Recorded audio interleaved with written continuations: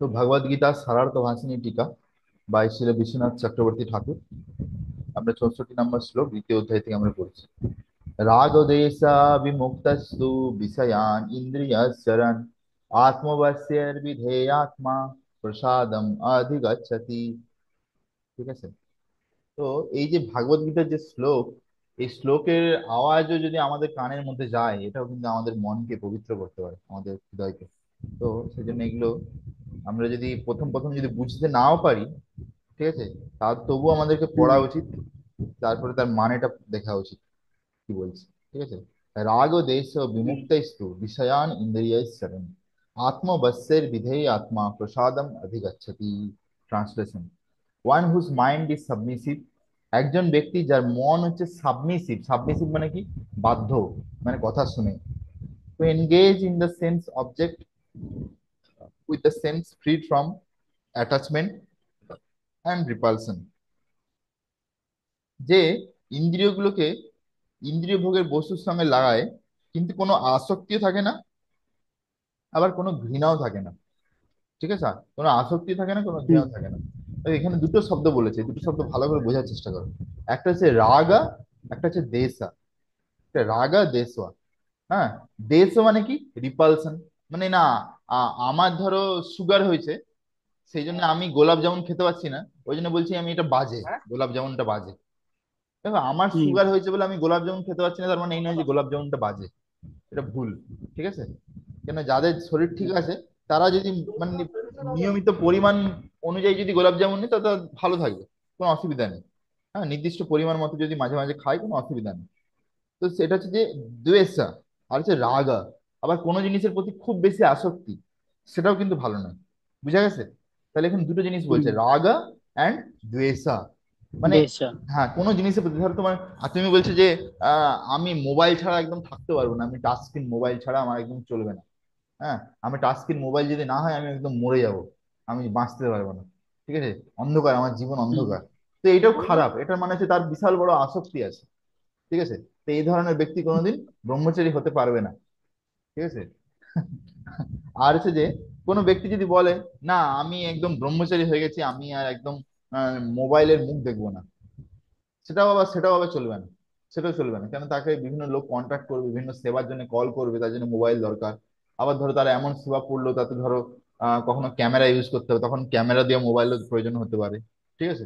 তো সেই জন্যে এখানে হুম। বলছে যে ইন্দ্রিয়গুলোকে ইন্দ্রিয় ভোগের বস্তুর সঙ্গে আমাদের লাগাতে হবে, ব্যবহার করতে হবে, কিন্তু আমাদের কোনো আসক্তি বা কোনো ঘৃণা রাখা চলবে না। Under the control of mind. আর মনকে পুরো সংযমে রাখতে হবে।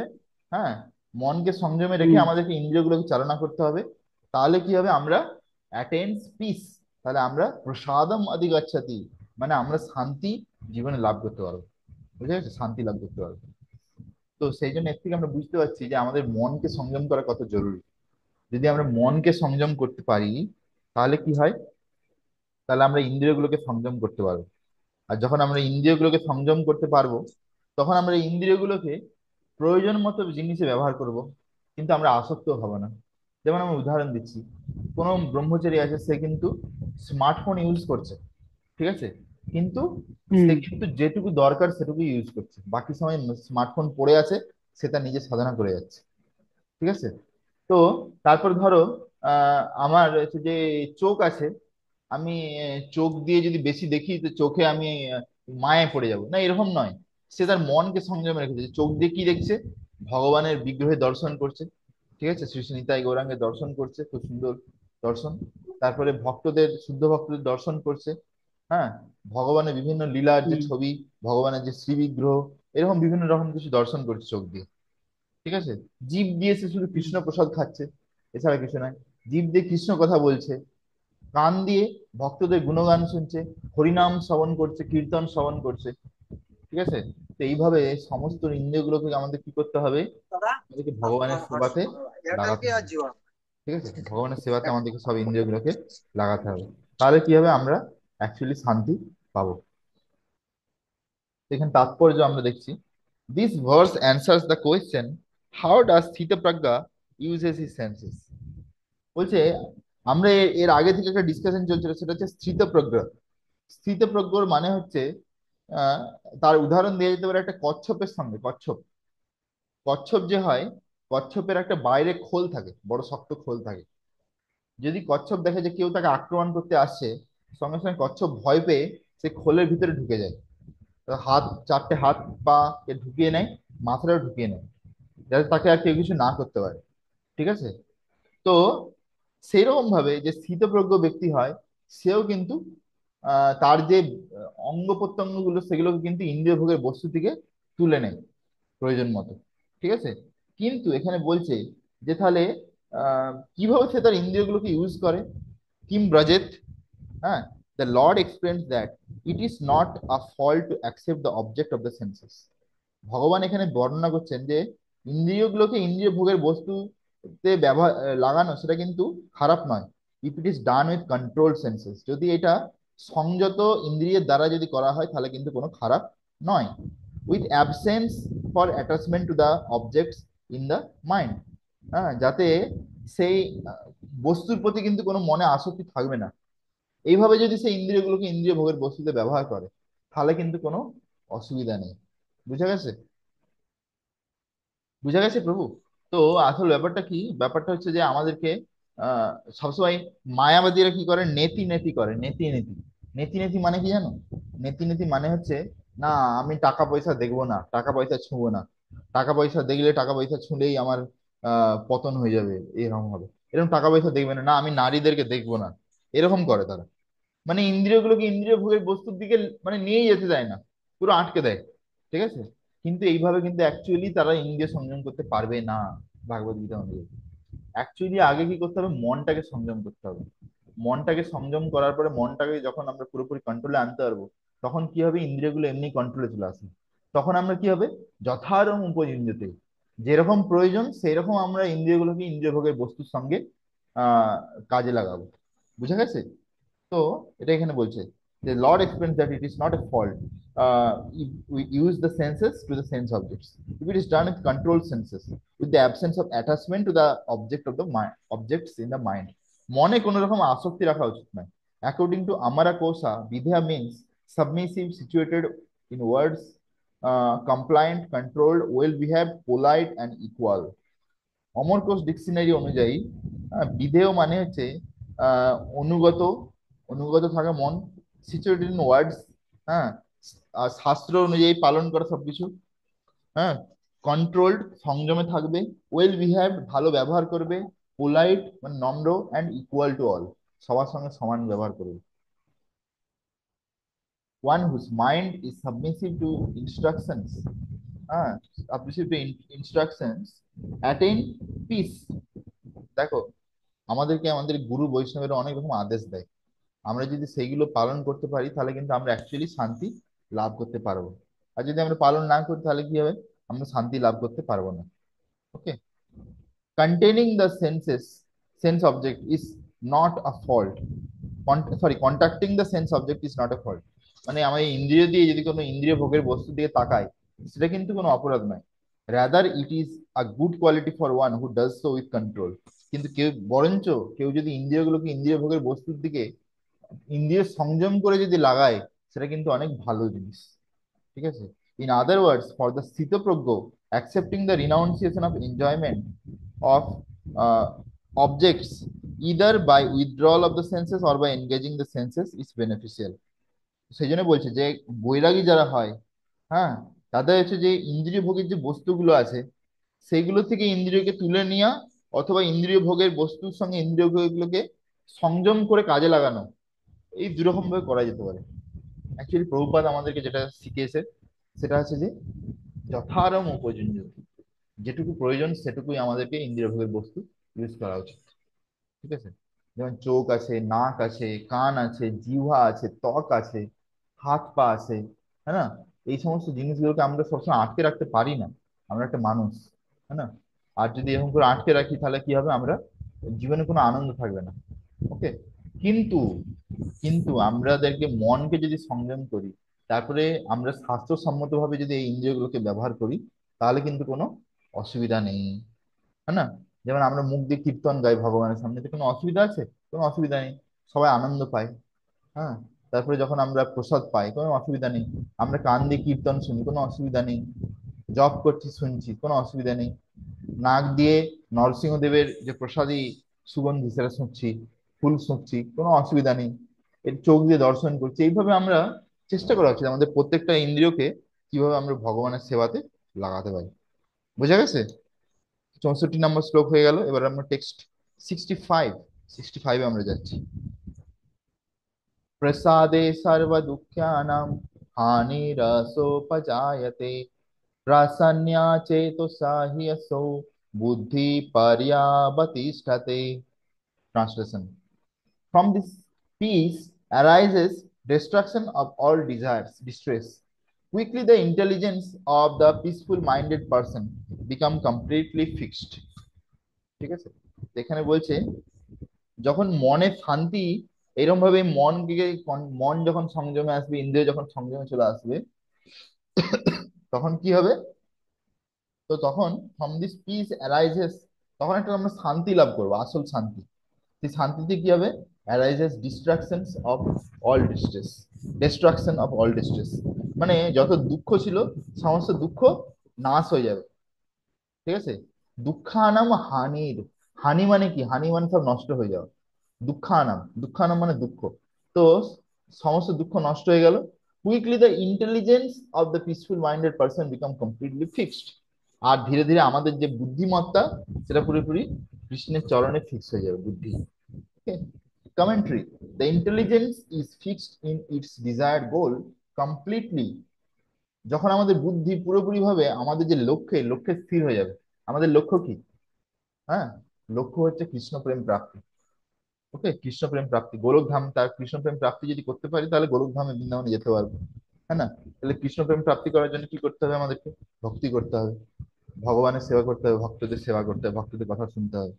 ঠিক আছে? তো তো সেই জন্য আমাদেরকে সবসময় আহ সবসময় আমাদেরকে ইন্দ্রিয়গুলোকে সবসময় ভগবানের সেবাতে লাগানো উচিত। তারপরে বলছে all distress is destroyed, but because no desire for enjoying the object, the person accepting necessary objects of the senses for his survival has tranquility. কিন্তু সেই ব্যক্তিটা যে ভক্তি করছে, সে কিন্তু সংযত ভাবে সমস্ত ইন্দ্রিয়ের জন্য যে যে জিনিসগুলো বা বিষয়গুলো লাগে, সেই বিষয়গুলো কিন্তু গ্রহণ করছে। হ্যাঁ না? তো যথারম্ভ বিষয় ভুঞ্জ অনাসক্ত হইয়া, মহাপ্রভু বলেছে আহ রঘুনাথ দাস গোস্বামী। ঠিক আছে, যেমন আমরা পানিহাটি গেছি না, পানিহাটিতে গিয়ে আমরা রঘুনাথ দাস গোস্বামী যেখানে দণ্ড দিয়েছিল নিত্যানন্দ প্রভু, সেখানে আমরা গিয়েছিলাম। সেখানে চিরাদয় মহোৎসব যেখানে হয়েছিল। ওকে, তো রঘুনাথ দাস গোস্বামী তো মহাপ্রভুর সঙ্গে অনেকবার আগে দেখা করেছে।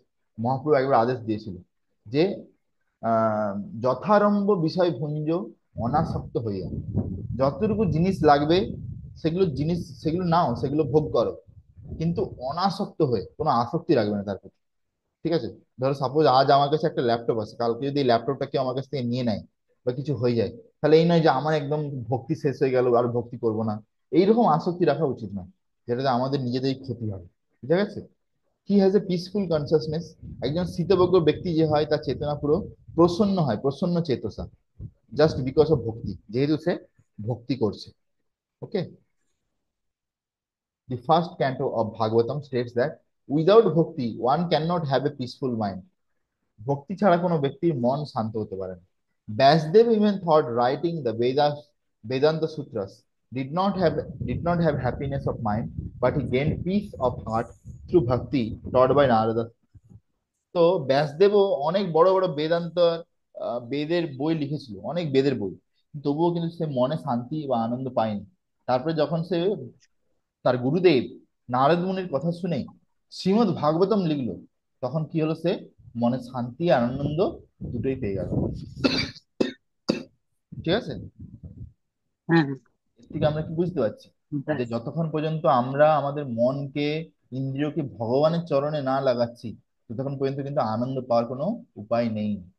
তো যেমন উপায় আমাদের নেই। একটা একটা গান আছে গোবিন্দ দাসের, ভজ হুরে মন শ্রীনন্দ নন্দন অভয় চরণার বিন্দরে।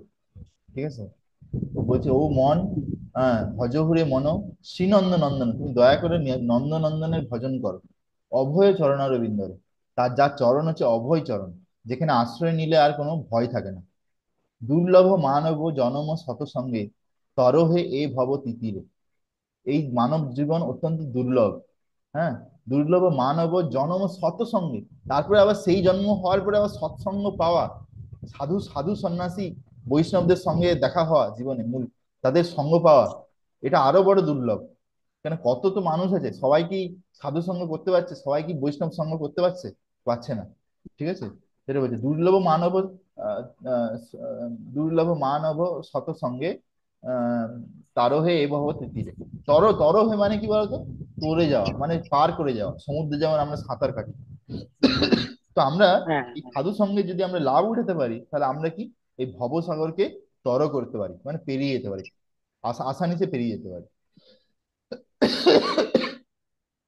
তো সেই জন্যে আমাদেরকে এই সাধু সঙ্গের সব থেকে বেশি লাভ উঠানো উচিত।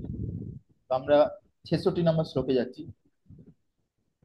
নাস্তি বুদ্ধির অযুক্তস্য, না চ যুক্তস্য ভাবনা, না চ ভাবায়তো শান্তি, অশান্তস্য কুত সুখম। Translation: The person with uncontrolled mind cannot fix his intelligence on the soul and cannot meditate on Paramatma. Without meditation, he has no peace. Without peace, where is the bliss? খুব সুন্দর, খুব সুন্দর এখানে ট্রান্সলেশনটা ইসোলনেস ভানুস্বামী মহারাজ লিখেছেন। ট্রান্সলেশনে লিখেছেন যে একজন ব্যক্তি যার মন সংযমে নেই, মানে আনকন্ট্রোল মাইন্ড, মন চঞ্চল, সে কি করে? তার বুদ্ধিও স্থির থাকে না। ক্যানট ফিক্স ইস ইন্টেলিজেন্ট, তার বুদ্ধিকে স্থির করে সে আত্মার প্রতি সে সেন্টার করতে পারে না। মানে সেটা বুঝতে পারে না যে আমি অ্যাকচুয়ালি আত্মা। জীবের স্বরূপ হয় কৃষ্ণের নিত্য দাস, কৃষ্ণের শ্রীনিত্য তটস্থ দাস। শক্তির, কৃষ্ণের তটস্থ শক্তির ভেদাভেদ প্রকাশ। ঠিক আছে। তো হুম এই যে জিনিসটা সে কিন্তু বুঝতে পারে না, কারণ তার মন হচ্ছে চঞ্চল। তো সেই জন্য কি হচ্ছে, সেই জন্য কি হচ্ছে, and can not meditate on পরমাত্মা। সেই ধরনের ব্যক্তি কখনো পরমাত্মা মানে ভগবান, তার উপরেও কিন্তু কখনো পরমাত্মা বা ভগবানের উপর কখনো মন লাগাতে পারে না। ঠিক আছে। দেখো, মনকে যদি তুমি ভগবানের চরণে স্থির করতে চাও বা ভাবতে চাও, তাতেও কিন্তু একটু মনের স্থিরতা দরকার। যদি মন যদি স্থির না থাকে, তাহলে তুমি ভগবানের চরণে মনকে লাগাবে কিভাবে? তাই না? তারপরে কি বলছে? Hmm without meditation he has no peace. আর কেউ যদি মনোযোগ না করতে পারে ভগবানের চরণে, তাহলে কিন্তু তার মন কখনো শান্তি হবে না। তারপর বলছে without piece where is bliss. Bliss মানে কি? ব্লিস মানে হচ্ছে আনন্দ। যদি মনে শান্তি না থাকে, তাহলে মনে আনন্দের কোশ্চেন কোথা থেকে উঠছে? কত সুন্দর লিখেছে। মনে প্রথমে শান্তি হুম দরকার, তারপরে আনন্দ আসবে। যদি মনে শান্তি না থাকে, তাহলে আনন্দ দূরের কথা। হ্যাঁ, তো সেই হচ্ছে ব্যাপার। তো সেই জন্যে মনকে সংযম করা খুব জরুরি। Commentary তাৎপর্য: Krishna makes his statement clear by stating the effect of the opposite condition. For one who has not controlled the mind, ajuktasya, there is no intelligence, no pragya. তো এখানে কৃষ্ণ এখানে বারবার বলছে তার বিভিন্ন এই শ্লোকের মাধ্যমে যে stating the effect of the opposite condition, যে আমরা যদি মনকে সংযম না করতে পারি, তাহলে কি হবে? For one who has not control the mind, যেই ব্যক্তি মনকে সংযম করতে পারেননি, যাকে বলে অযুক্তস্য, দের ইজ নো ইন্টেলিজেন্স, তার কোনো বুদ্ধি বলে কিছু নেই। নো প্রাজ্ঞ, সে কখনো ফিক্স থাকতে পারে না এক জায়গায়। For one who does not have such প্রাজ্ঞ অ্যারাইজিং ফ্রম কন্ট্রোলড মাইন্ড, হ্যাঁ, meditation on the supreme lord also not possible. যার মন স্থির নেই, সে ভগবানের চরণে মনকে নিয়োগ করতে পারে না। Not performing meditation, he does not have peace, তার কোনো মনে শান্তি নেই। The cessation of agitation from sense objects, হ্যাঁ, আর তার মন কখনো ইন্দ্রিয় ভোগের যে বস্তু, তার থেকে আলাদা হতেও পারে না। সবসময় মন যেন তড়পাচ্ছে, কষ্ট পাচ্ছে। অ্যাজিটেশন মানে কি? অ্যাজিটেশন মানে উত্তপ্ত হচ্ছে মন, মানে কি করে আমি ইন্দ্রিয় ভোগের বস্তুর দিকে যাব, কি করে ইন্দ্রিয় ভোগ করব, এরকম চিন্তা ভাবনা চলছে। দিস পার্সন উইদাউট পিস, এই ধরনের ব্যক্তি যাদের কোনো শান্তি নেই, ডাজ নট হ্যাভ ব্লিস, তাদের জীবনে কোনো সুখম বা সুখ বলে কিছু নেই। ঠিক আছে, সুখম। হুম। তো অ্যাকচুয়ালি আত্মা, আমরা যে জীবাত্মা, আমরা সবসময় কিন্তু আনন্দ খুঁজছি। We are all searching for happiness. বুঝতে পেরেছো? প্রত্যেকটা জীবাত্মা, সে চাই পিঁপড়ে থেকে শুরু করে ব্রহ্মা পর্যন্ত। একটা ছোট্ট পিঁপড়ে থেকে শুরু করে ব্রহ্মা পর্যন্ত সবাই কিন্তু আনন্দ খুঁজছে, কিন্তু সে আনন্দটা যে কোথায় গেলে আমরা পাবো সেইটা আমরা বুঝি না। যে আমরা কি করি, বিভিন্ন ভুলভাল জায়গার উপরে আনন্দ খুঁজতে থাকি, বুঝে গেছে? তো এরকম হ্যাঁ ভাবে হ্যাঁ হ্যাঁ বহু হ্যাঁ, লক্ষ একদম। লক্ষ, বহু লক্ষ লক্ষ জন্ম চলে যাওয়ার পরে যদি কোনো ভাগ্যবান জীব গুরু কৃষ্ণ প্রসাদে পায় ভক্তিলতা বীজ, তারপরে সে বুঝতে পারে যে আমি আমি কৃষ্ণ নিত্যদাস এই কথা ভুলে মায়ার নফর হইয়া চিরদিন ভুলে, আমি ভগবানের নিত্যদাস সেটা আমি ভুলে গেছি, আর চিরদিন ধরে আমি মায়ার নফর হয়ে চাকর হয়ে আমি ঘুরে বেড়াচ্ছি। তারপরে সে ধীরে ধীরে গুরু আর কৃষ্ণের প্রসাদে কৃপাতে কি হয়েছে, ভক্তিলতা বীজ পায়। সেই ভক্তিলতা বীজ হৃদয়ে সঞ্চারিত করে, ধীরে ধীরে সে ভক্তি শুরু করে, হরে কৃষ্ণ মহামন্ত্র জপ করে, হরে কৃষ্ণ কৃষ্ণ কৃষ্ণ হরে হরে, হরে রাম রাম রাম হরে হরে। ঠিক আছে? হুম, আর এই মন্ত্র আমি হ্যাঁ। যত ভালোভাবে জপ করব, যত আমরা এই মন্ত্র জপ করব, ভগবানের চরণের উপর ধ্যান করব, তত আমরা আমাদের মনকে সংযম করতে পারবো। আর আমাদেরকে তার সঙ্গে সঙ্গে ইন্দ্রিয় ভোগের যে বস্তু, যেমন মোবাইল, হোয়াটসঅ্যাপ, ফেসবুক, টুইটার, এইসব জিনিসও আমাদের কম ব্যবহার করতে হবে। হ্যাঁ, যদি ব্যবহার নাই করি তবে অনেক ভালো হয়। তো এইভাবে আমরা কি করতে পারি, ধীরে ধীরে আরো আমরা মনকে সংযম করতে পারি। আমি জাস্ট আজকে একটা জায়গায় পড়ছিলাম, উপদেশামৃত নেকটার অফ ইনস্ট্রাকশন, প্রভুপাদের একটা লেখা ছোট বই আছে। হ্যাঁ। সেই বইটাতে হুম, প্রভুপাদ বলছে, তাৎপর্যে লিখেছেন যে মনকে যদি সংযম করতে হয়, তাহলে তাহলে আমাদেরকে যেমন এই যে ভগবানের আহ, নাম, রূপ এসবের উপর ধ্যান করতে হবে, সেরকম ভাবে ইন্দ্রিয়গুলোকে যদি সংযম করতে হয়, তাহলে ইন্দ্রিয়গুলো যেই জিনিসগুলো চাইছে সেগুলো সঙ্গে সঙ্গে দিলে কিন্তু চলবে না, তাহলে কিন্তু ইন্দ্রিয় সংযম হবে না। ঠিক আছে? মানে ধরো তুমি দুপুরবেলা খাবার খেয়েছো, তারপরে হঠাৎ করে মন বলছে "এই, আমি একটা গোলাপ জামুন খাবো", এর সঙ্গে সঙ্গে ছুটলো পকেটে টাকা নিয়ে গোলাপ জামুন কিনতে ছুটলো। ঠিক আছে? তারপরে আবার 2 মিনিট হুম, পরে মন বলবে আমি পিৎজা খাবো, আবার পিৎজা কিনতে ছুটলো। তো এইভাবে স্যার টাকাও নষ্ট করছে, সময় নষ্ট করছে, শরীরটাও নষ্ট করছে, যে পরের দিন হয়তো বাথরুমে ঢুকে বসে থাকবে। তাই না? সে হচ্ছে অবস্থা। হুম, একদম একদম তো সেরকম ঠিক। ভাবে উদাহরণ দিয়ে আমি বলতে পারি যে যেমন একটা যখন বাচ্চা ছেলে মেয়েরা থাকে, তারা যখন ছোট থাকে, তখন তো মা বাবাকে যখন মেলায় যায় বলে যে এই আমাকে এই খেলনা কিনে দাও, ওইটা কিনে দাও, সেটা কিনে দাও, আমাকে রিমোট কন্ট্রোল গাড়ি কিনে দাও। কিন্তু মা বাবা কি সঙ্গে সঙ্গে সবকিছু কিনে দেয়? কিনে দেয় না। কেন না, জানে যে যা চাইছে সেটা যদি সঙ্গে সঙ্গে দিয়ে দেওয়া হয় তাহলে ছেলে মেয়ে বেগড়ে যাবে ছোট থেকে। ঠিক আছে না? কথা শুনবে না। একদম সেই জন্য একদম। কি করে, যেটা ভালো সেই জিনিসটা দেয়, যেটা এই না যে সে যেটা চাইছে সেটা দেবে। হয়তো ধরো সেখানে গিয়ে দেখলো যে একটা ভালো ধারাপাতের বই আছে, বা একটা বর্ণমালার বই আছে, যেটা পড়লে সে বাচ্চাটা কিছু অক্ষর জ্ঞান শিখবে। ঠিক আছে? বা সংখ্যা হুম, শিখবে, কিছু অঙ্ক শিখবে। সেই বইটা হয়তো কিনে দিল, সেটা হয়তো তার বাচ্চার পছন্দ নয়, পড়তে ইচ্ছা নেই, তবু সেটাই তাকে দিল। বুঝা গেছে? তো সেই রকম ভাবে হুম, আমাদের ইন্দ্রিয়গুলো যেটা চাইবে সেটা সঙ্গে সঙ্গে দিলে চলবে না। সেটা যদি সঙ্গে সঙ্গে দিয়ে দিই তাহলে আমরা ইন্দ্রিয়গুলোকে সংযম করতে পারবো না। বুঝা গেছে? ধরো আমার এখন হুম, এখানে খুব গরম, আমার ইচ্ছা হচ্ছে যে আমি এখানে গিয়ে এক গ্লাস লস্যি খেয়ে নিই।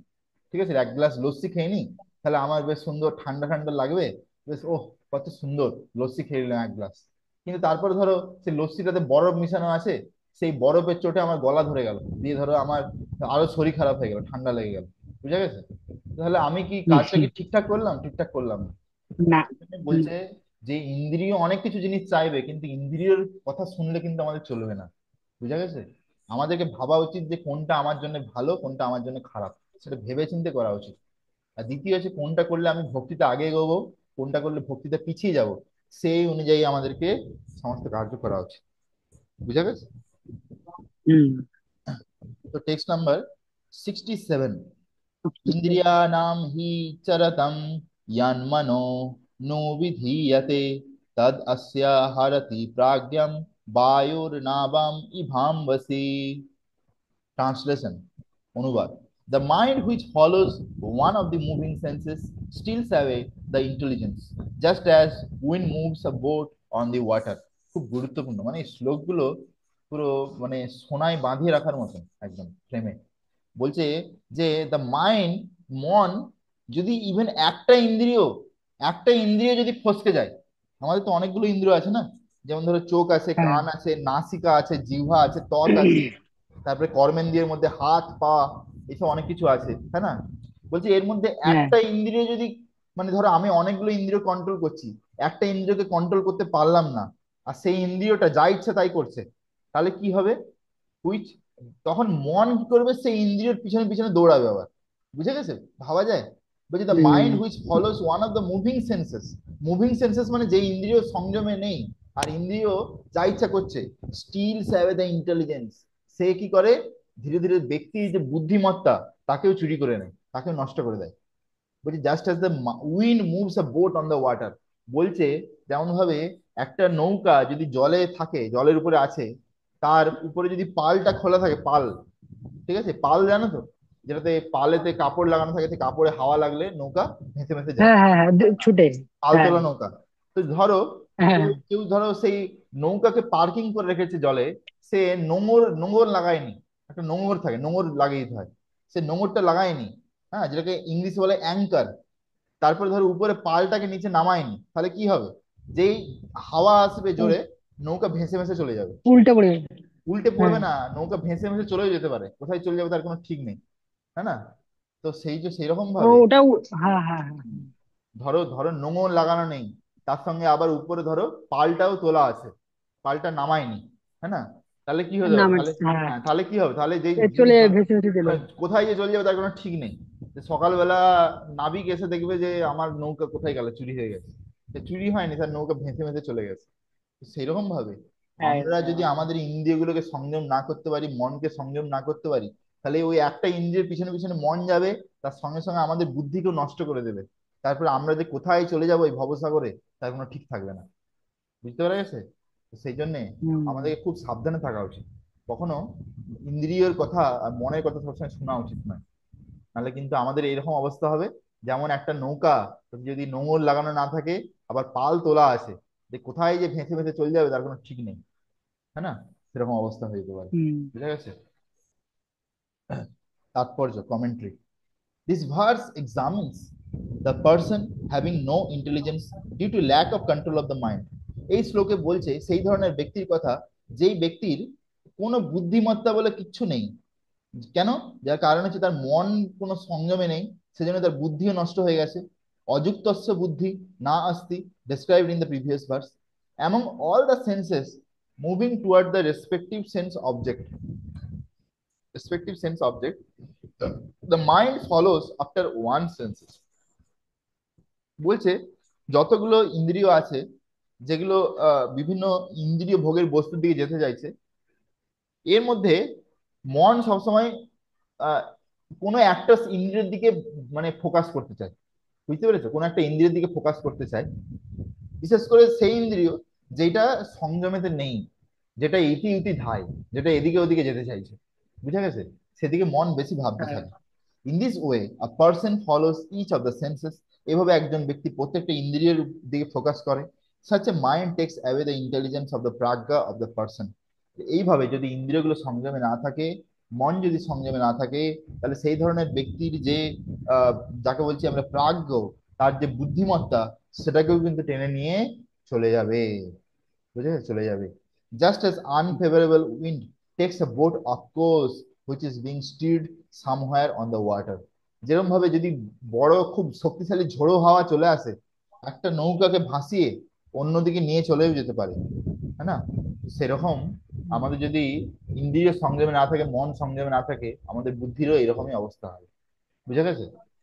যেমন এরকম আমরা অনেকবার শুনেছি যে ধরো নৌকাতে যে নৌকা যে চালাচ্ছে, সেও আছে, যে নৌকা চালায় তাকে কি বলে বাংলাতে?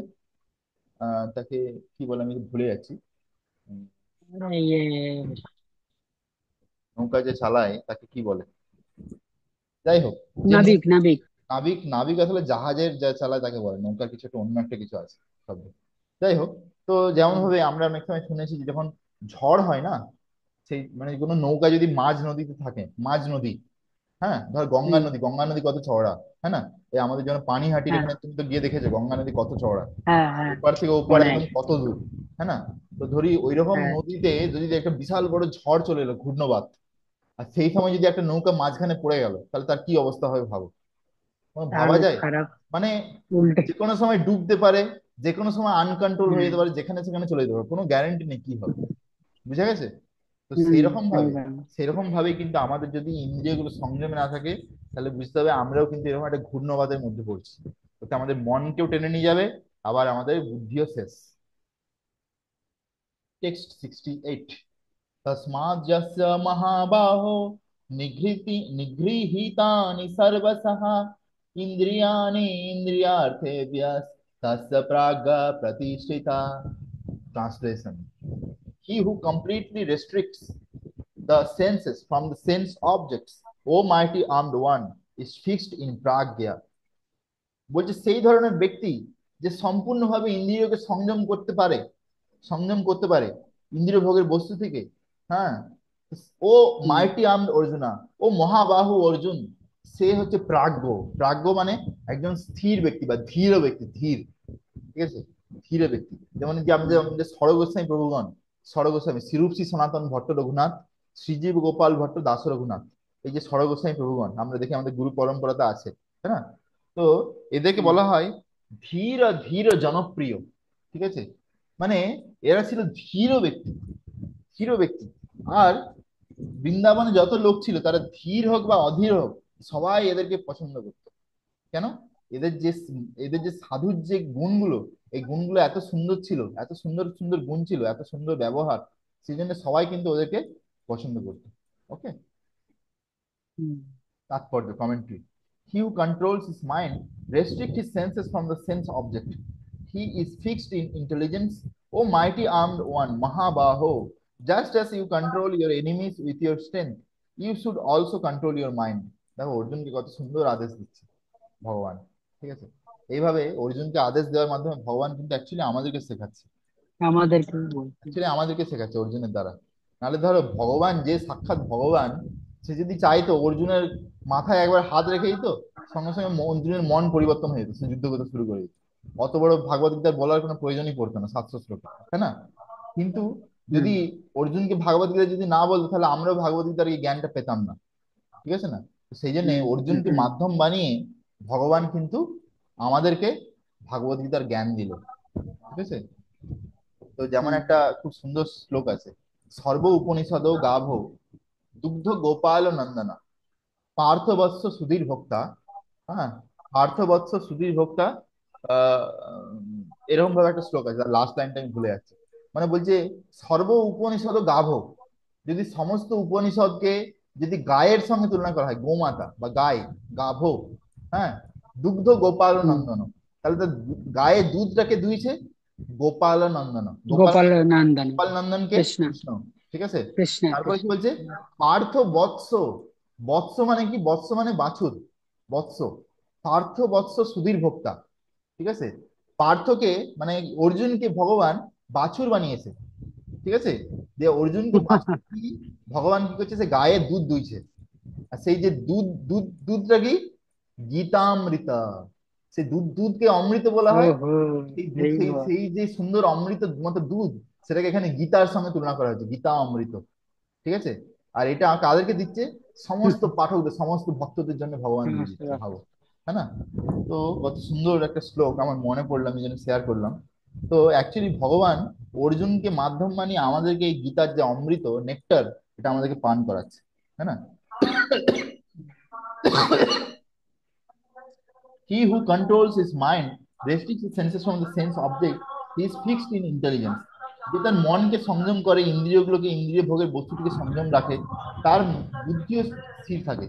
ও মহাবাহ, just as you control your enemies, যেমন ভাবে তুমি তোমার শত্রুদেরকে তোমার শক্তির দ্বারা পুরো সংযমে রাখো, you should also control your mind, সেরকম ভাবে তুমি তোমার মনকেও সংযমে করো। ঠিক আছে, তো আমরা দেখতে পাচ্ছি যে ভক্তিতে প্রগতি করার জন্য কিন্তু মনের সংযম খুব জরুরি দরকার। ঠিক আছে, একদম। মন, মন সবসময় আমাদেরকে বলবে যে না না না, আমি আমি যদি এখন কি করি, এইটা করি, তাহলে আমি ইন্দ্রিয় তৃপ্তি কখন করব? আমি যদি প্রভুপাদের বই পড়ি, আমি যদি এখন নাম জপ করি, তাহলে আমি মোবাইলটা কখন ঘাঁটবো? এরকম ভাবে মন সবসময় আমাদেরকে বিভিন্ন রকম বাজে জিনিসের দিকে বলবে। কিন্তু আমাদের মনের কথা শুনলে চলবে না, আমাদেরকে গুরু সাধু শাস্ত্র তার কথা শুনতে হবে। ঠিক আছে, তাহলে আমরা হুম মনকে সংযম করতে পারবো। যত মনের কথা শুনবো তত মন আরো বেশি চঞ্চল হবে। আর যত মনকে নেগলেক্ট করবো, তত কি হবে? মন ধীরে ধীরে ধীরে ধীরে কন্ট্রোলে চলে আসে। বুঝতে পেরেছো, কন্ট্রোলে চলে আসে। হুম হুম টেক্সট নাম্বার 69, यानि सा सर्वभूतानां तस्यां जाग्रति संयमा यस्यां जाग्रति भूतानि सा निशापासतो মুনে। এই শ্লোকটা খুব সুন্দর। এই শ্লোকটা বিশেষ করে ভক্তদের জন্য প্রযোজ্য। এই শ্লোকটা বুঝাবে যে একটা ভক্ত আর একটা অভক্তের মধ্যে কি তফাৎ। একটা ব্যক্তি যে কৃষ্ণ ভাবনামৃতিতে এসে গেছে, সে আর অভক্ত যে কৃষ্ণ ভাবনামৃতি নেই যার জীবনে, তার কি তফাৎ। নেই। একটা একটা ব্যক্তি যে জীবনে আত্ম উপলব্ধি করেছে, যে বুঝেছে আমি কে, ভগবান কে, আর একজন ব্যক্তি যে আত্ম উপলব্ধি করেনি, তার কি তফাৎ। একজন ব্যক্তি যে জীবনের লক্ষ্য বুঝে গেছে যে আমাকে কি করা উচিত জীবনে, আর একজন ব্যক্তি যে জীবনের লক্ষ্য বুঝেনি, তার মধ্যে কি তফাৎ, সেটা আমরা এখানে বুঝতে পারবো। Translation: The Sthita Pragya is awake in night when all other living entities sleep. বলছে সেই স্থিতপ্রজ্ঞ ব্যক্তি মানে ভক্ত। হ্যাঁ, ভক্ত ছাড়া তো কেউ স্থিতপ্রজ্ঞ হতে পারবে না, হ্যাঁ না? তো সেই যে স্থিতপ্রজ্ঞ ব্যক্তি বা ভক্ত, সে কিন্তু রাত্রিবেলা ঘুম থেকে উঠে যায়। রাত্রিবেলা ঘুম থেকে উঠে যায় মানে এই নয় যে ঘুমায় না, মানে ধরো 2টোর সময় 3টের সময় ঘুম থেকে উঠে যায়, তাড়াতাড়ি ঘুম থেকে উঠে যায়, হ্যাঁ না?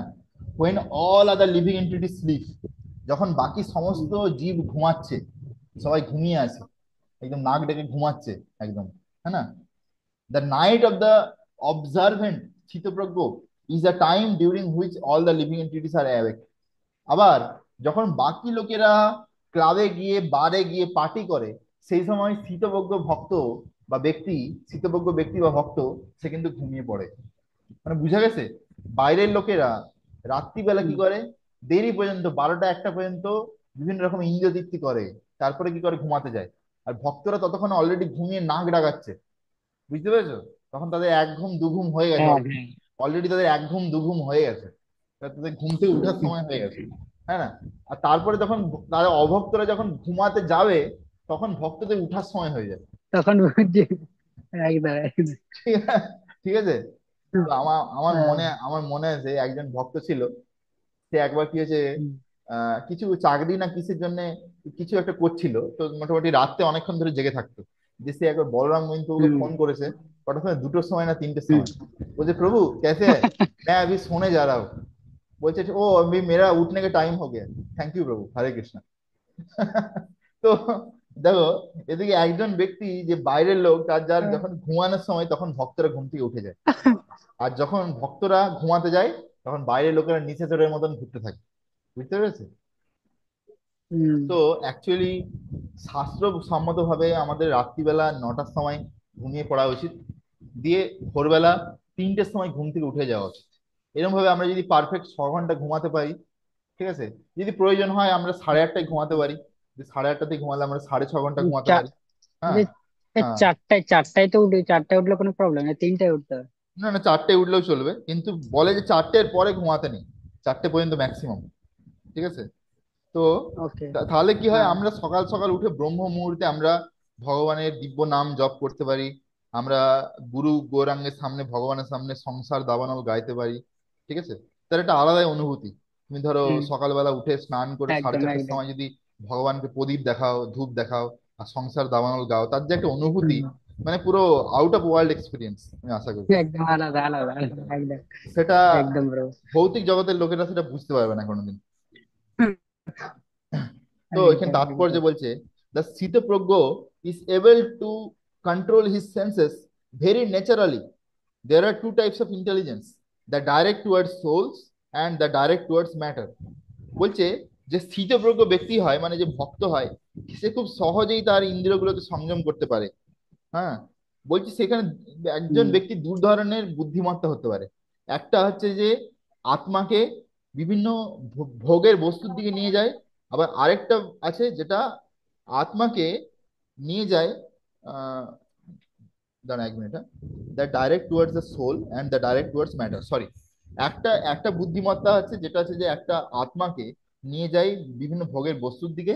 আরেকটা আছে যেটা আমাদেরকে নিয়ে যায় অ্যাকচুয়ালি আত্ম উপলব্ধির দিকে, মানে আত্মাতে কনসেন্ট্রেট করার জন্য, যে এইটা ভাবার জন্য যে অ্যাকচুয়ালি আমি কে, আমি কি, আমি কি এই শরীর, আমি কি এই হাত পা, না আমি, কি মন বুদ্ধি, না হুম কে, আমি হচ্ছে অ্যাকচুয়ালি আত্মা, ভগবানের অংশ।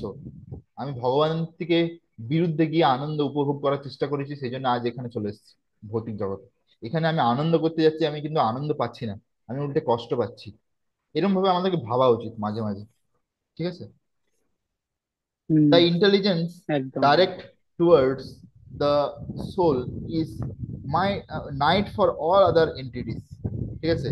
বলছে যেই সময় যোগীরা, যোগী বা স্থিতপ্রজ্ঞ ব্যক্তি বা ভক্তরা ঘুম থেকে উঠে ভগবান ভগবানের উপরে ধ্যান করে বা নাম জপ করে, সেই সময় অন্য জীবাত্মারা, অন্য প্রাণীরা সবাই ঘুমাচ্ছে নাক ডেকে। Just as in the night, people sleeping do not know what is happening at the time. যেমন ভাবে রাত্রে যখন সবাই ঘুমায় তখন কেউ জানে না যে তখন চারদিকে কি হচ্ছে। So all living entities do not know the things which are being perceived by the intelligence direct towards the soul. ঠিক আছে?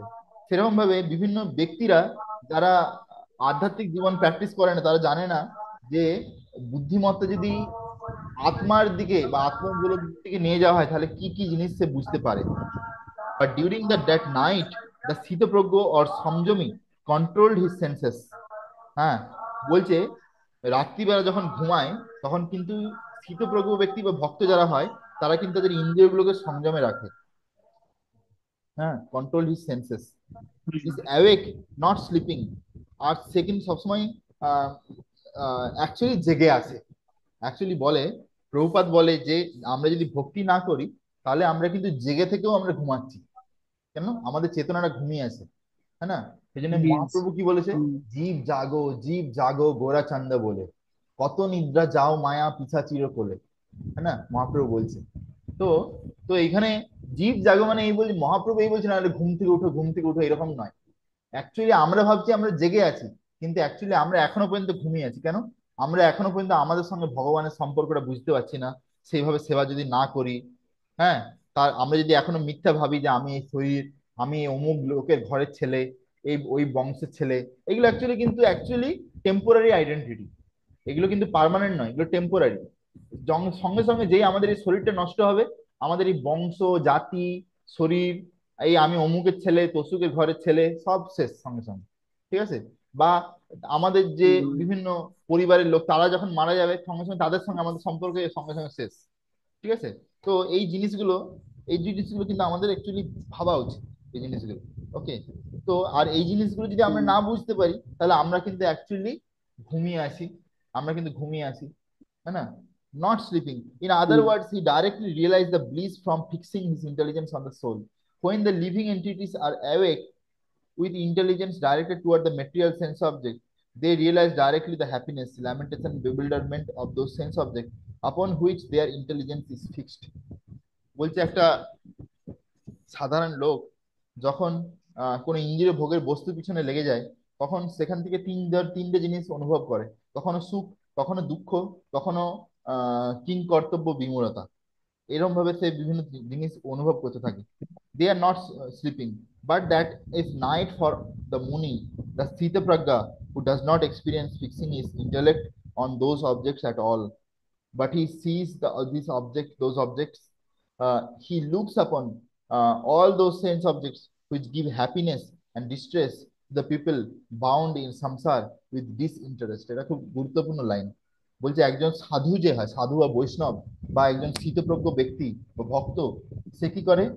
বিভিন্ন যে ইন্দ্রিয় ভোগের বস্তু, যেগুলো থেকে আমরা এই ভৌতিক জগতে আনন্দ পেতে পারি, হ্যাঁ, যেইগুলো ভোগ করতে করতে বিভিন্ন জড়জগতের লোকেরা কষ্ট পাচ্ছে, এই সংসারেতে বন্ধ বন্ধ হয়ে যাচ্ছে, মানে আটকে যাচ্ছে। যেমন চেন চেন দিয়ে কাউকে বেঁধে দিলে আটকে যায়। তো সেই জিনিসগুলোকে একজন ভক্ত কি করে, মানে খুব ভালো, মানে খুব আসক্তির চোখে দেখে না। মানে জাস্ট কখনো চোখে পড়ে গেল ঠিক আছে, সঙ্গে সঙ্গে চোখ ঘুরিয়ে নেয়। ডিসইন্টারেস্ট। ইন্টারেস্ট মানে কি? খুব আগ্রহ। ডিসইন্টারেস্ট মানে কি? অনাগ্রহ, কোনো আগ্রহ নেই। বুঝতে পারছো? ধরো, সাপোজ হুম। ধরো তুমি কলকাতা শহরে একটা বড় ফ্লাইওভার আছে, মা ফ্লাইওভার। সেই মা ফ্লাইওভারের উপর দিয়ে তুমি ধরো যাচ্ছ গাড়িতে করে। তো আজকাল গাড়িতে করে গেলেই তুমি দেখতে পাবে দু সাইডে বড় বড় ফ্লেক্স লাগানো আছে, তাতে বিভিন্ন মহিলাদের ছবি দিয়ে দিচ্ছে। তাতে মহিলাদের শরীরে কাপড়ও ঠিকঠাক করে নেই। ঠিক আছে? আজকাল কেন, মানে ওইটা নিয়ে হুম। বিজনেস চলছে, এইভাবে বিজনেসও চলছে পুরোপুরি। হ্যাঁ, বিভিন্ন অ্যাডভার্টাইজিং ইন্ডাস্ট্রি এইভাবেই চলছে। তো কোনো ভক্ত ধরো যাচ্ছে গাড়ি করে, তা ধরো মানে জাস্ট এরকম করে চোখ ঘুরাতে ঘুরাতে কোনো সময় চোখে পড়ে গেল, কিন্তু সঙ্গে সঙ্গে চোখটা ঘুরি নেই, সেখানে বেশিক্ষণ দেখে না। ঠিক আছে, কেন জানে যে এই যে জিনিসটা, এইটাই কিন্তু আমাকে এই ভবসাগরে বেঁধে রেখে দেবে আমি যদি এইটার কবলে পড়ি। বুঝা গেছে? তো সেই জন্য ভক্তরা কিন্তু সবসময় সাবধানে থাকে। বুঝতে পারছো? এই যে স্থিতপ্রজ্ঞের যে লেসন্স আমরা এখান থেকে বুঝতে পারছি, এটা কিন্তু খুব গুরুত্বপূর্ণ। এটা বোঝা, এটা যদি আমরা বুঝতে পারি তাহলে আমরা কিন্তু ভালোভাবে আমাদের ইন্দ্রিয়কে আর মনকে সংযম করতে পারবো। মানে এটা একরকম এক ধরনের টনিক ডোজ। এই ডোজটা আমরা যদি পড়ে ভালো করে বুঝতে পারি, ভালো করে হজম করতে পারি, তাহলে আমাদের কিন্তু ভক্তিতে আমরা অনেকটাই উন্নতি করতে পারবো। বুঝে গেছে? তো টেক্সট তারপর বলছে, this means that he accepts the required sense object for is survival without being affected. সে শুধু সেই জিনিসগুলো গ্রহণ করে যেইটা তার জীবন চালানোর জন্য প্রয়োজন। ঠিক আছে, জীবন চালানোর জন্য প্রয়োজন। ওকে, এছাড়া বাকি জিনিসের কোনো কোনো প্রয়োজন নেই তার।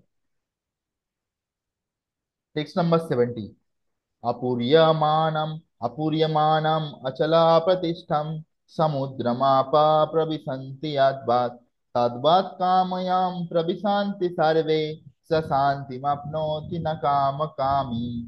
Translation: just as the rivers enter the ocean, which has fixed source and is never quite full, so the object of the enjoyment enters into the Sthita Pragya, but he remains peaceful. This is not so for the desire of those objects. এটা খুব গুরুত্বপূর্ণ শ্লোক। এই শ্লোকটা one of the ultimate শ্লোক এই স্থিতপ্রজ্ঞ সেকশনে। ঠিক আছে, এটার মানেটা একটু বোঝার চেষ্টা করে দয়া করে। বলছে যেমন ভাবে একটা সমুদ্রেতে, একটা বড় সমুদ্র ধরো গঙ্গাসাগর, হ্যাঁ না, সেখানে যেমন হুম অনেকগুলো নদী এসে প্রবেশ করে। ঠিক আছে, অনেক নদী এসে একটা হুম সমুদ্রেতে প্রবেশ করে, কিন্তু তবুও এতগুলো নদী এসে তাদের জল সমুদ্রে ঢালছে, তারপরেও কিন্তু কখনো সমুদ্র তার জল 1 ইঞ্চি উপরে উঠে আসে না। তো যতটা জল অতটাই থাকে, সে কিন্তু শান্তই থাকে, হ্যাঁ না? তো সেইরকম ভাবে একজন স্থিতপ্রজ্ঞ ব্যক্তি, তার কাছে কিন্তু অনেক ইন্দ্রিয় ভোগের বস্তু বা ইচ্ছা মন নিয়ে আসবে, বারবার অনেকগুলো ইচ্ছা নিয়ে আসবে, কিন্তু সে কিন্তু সবসময় শান্ত থাকে। সেই ইচ্ছার দ্বারা সে প্রভাবিত হয় না। বুঝা গেছে? সে ইন্দ্রিয় হুম। ভোগের বস্তুর দিকে ভেসে চলে যায় না। বুঝা গেছে? মানে আমাদেরকে সেরকম হ্যাঁ সমুদ্রের মতন হতে হবে, সমুদ্র। আর এই নদীগুলো কি, বিভিন্ন ধরনের ইন্দ্রিয় ভোগের জন্য ইচ্ছা আমাদের মনে নিয়ে আসবে, কিন্তু যেমন সমুদ্র স্থির থাকে, সেরকম আমাদেরকেও স্থির থাকতে হবে। আমাদেরকে ওই নদীর জলের জন্য আমরাও ভেসে গেলাম, জল বেড়ে গেল, এরকম হলে চলবে না। ঠিক আছে? হুম হুম Commentary. This verse describes Sitapragya's condition is not being affected or agitated when he accepts the sense objects.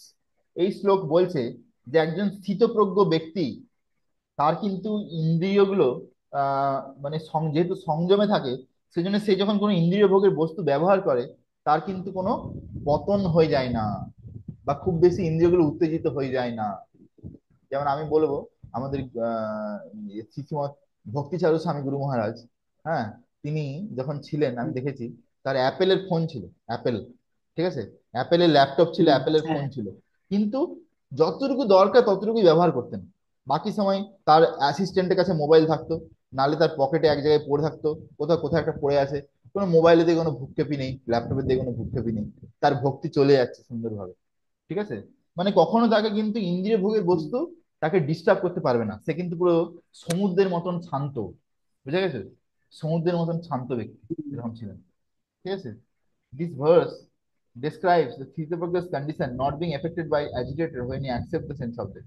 Just as in the rainy season, বলছে যখন বর্ষার সময় আসে, তখন সমস্ত যে নদীগুলো আছে সেগুলোর জল প্রচুর বেড়ে যায়, তারপর সে অত জল নিয়ে সমুদ্রে প্রবেশ করে, তাই না?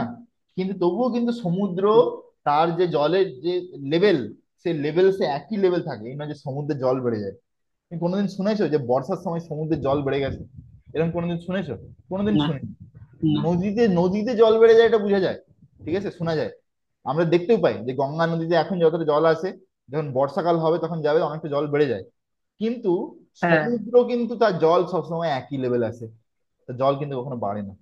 ঠিক আছে, হ্যাঁ তো হ্যাঁ এখানে এটাই বলছে, but not being able to compel completely fill it up, not being able to go beyond the soul, in a similar manner the object of the sense enjoyment come to the sthitaprajna. বলছে এইরকম ভাবে একজন ভক্তর জীবনে বিভিন্ন ইন্দ্রিয় ভোগের ইচ্ছা কামা এই আসতে থাকবে, যেতে থাকবে, ঠিক আছে, ফর ইজ এনজয়মেন্ট। কিন্তু সে কিন্তু তাতে ডিস্টার্ব হবে না, তাকে কোন রকম ভাবে এইসব ইচ্ছাগুলো ডিস্টার্ব করতে পারবে না। Just as whether the rivers enter or do not enter the ocean is not disturbed at all. যদি নদী নাও আসে তাও সমুদ্র তার লেভেল যা আছে থাকবে, নদী এলেও তাই সেই লেভেলে থাকবে। তো সেরকম ভাবে যে স্থিতপ্রজ্ঞ রিমেন আনডিস্টার্ব, স্থিতপ্রজ্ঞ ব্যক্তি সবসময় শান্ত থাকে, ধীর থাকে, হ্যাঁ না, আনডিস্টার্ব থাকে, যদিও সে হুম। ইন্দ্রিয় ভোগের বস্তু পাবে কি না পাবে কোনো অসুবিধা নেই। হি attains the stage of জ্ঞানা or শান্তি। এইভাবে সে জ্ঞান বা শান্তি স্তর লাভ করতে পারে। বুঝা গেছে? হ্যাঁ। তো অনেকক্ষণই হলো, এখানে বিরতি নিচ্ছি।